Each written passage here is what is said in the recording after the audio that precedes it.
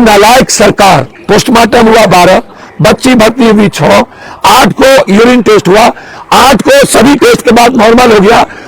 उसके बाद बच्ची को लगातार 30 सुई दी गई जो नींद की थी। मतलब एक गहरी साजिश के तहत नेता पदाधिकारी प्रभात हॉस्पिटल का वो डॉक्टर जिसका नाम वो दरिंदा जिसका नाम सतीश है, उसके मिली भगत से करोड़ों रुपए के तालमेल से नीड्स की बच्ची जो जिंदा रह सकती थी, जो गवाह होता किस किस रसूखदार के बेटों ने बलात्कार किया, उसको मरवा दिया गया। 8 जनवरी की शाम से तबीयत उनकी खराब होने लगी।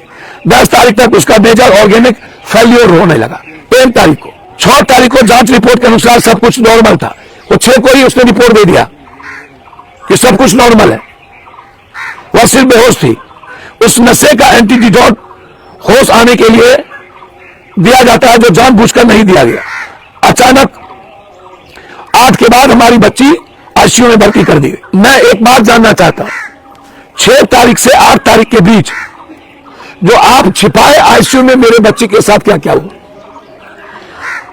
आईसीयू का रेडियो एलिमेटर ABL 8 से BHI 6 जनवरी को बच्ची की हालत नॉर्मल दिखाता है।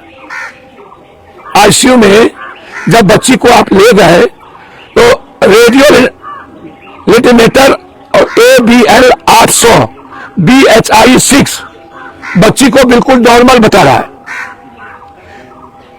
यह सभी 7 रिपोर्ट्स प्रभात हॉस्पिटल के हैं। मैंने जब कानूनी नजर में सारे डॉक्टर से बात की दुनिया में, तो उसमें यह आया ये निगलेंसी नहीं है, ये इरादतन हत्या है और सोच समझ करके हमारी निर्भया की बेटी की हत्या की गई। और पूरा बिहार मौन है। पहले तो इसको जाति में बांटी गई बेटी को। मुझे बिहार के समाज के कायरपन पे, निपुंसकता पे मुझे हंसी आती है। इतना कमजोर सोसाइटी मैंने दुनिया में कभी नहीं देखा, और बिहार जैसी गंदी राजनीति करने की जमीन भी मैंने नहीं देखा। चलिए, मैं आज आपसे फिर मिलूंगा उस बच्ची के घर पर जहां बच्ची चिल्लाती रही, बारी बारी से बलात्कार होता रहा।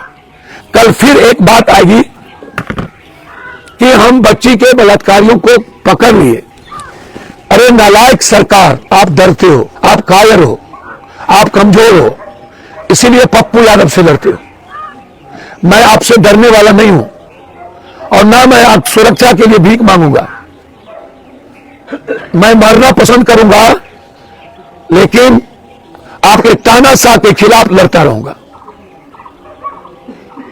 एक बच्ची और एक परिवार की जिंदगी छीन जाती है और आप पीठ थपथपाते हो कि मैंने गिरफ्तार कर लिया। आप नेताओं की बेटी और बहन के साथ बलात्कार हो, तब क्या होगा? भगवान न करे किसी बच्ची के साथ बलात्कार हो, लेकिन आपके घर में जब बलात्कार हो तब क्या होगा? आपको जितनी ताकत लगाना हो मुझे परेशान करने के लिए लगा लो। मैं आज युद्ध का ऐलान करता हूं। जब तक बेटी और मासूम 2-2 सगे भाई की हत्या होती रहेगी, और जब जब आप गरीब की जिंदगी छीनते रहोगे, मैं आपसे आर पार लड़ता रहूंगा।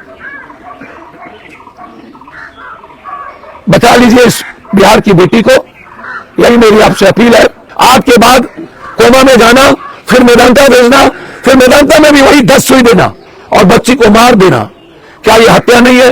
क्या सतीश सिंह पर 302 का मुकदमा नहीं लगना चाहिए? क्या सतीश की गिरफ्तारी नहीं होनी चाहिए? बस मेरा इतना ही सवाल है कि बच्ची को मरवाने के पीछे कौन कौन है, इसको ढूंढा जाए। धन्यवाद, नमस्कार।